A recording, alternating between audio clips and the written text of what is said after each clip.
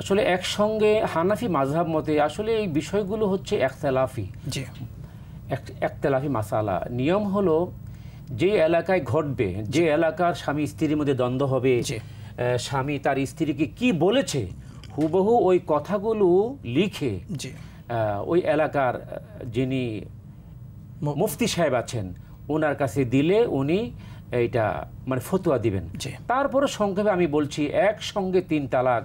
একমাত্র ওয়ালটন এসি দিচ্ছে 1 বছরের রিপ্লেসমেন্ট গ্যারান্টি। দেওয়া এটা ঠিক নয়, এটা কবিরা গুনাহ, এটা কবিরা গুনাহ। এবং স্ত্রী যদি এই কারণে তাকে বদদুয়া দেয় আল্লাহর দরবারে, সে কিন্তু আপনার আসামি হয়ে যাবে নিঃসন্দেহে।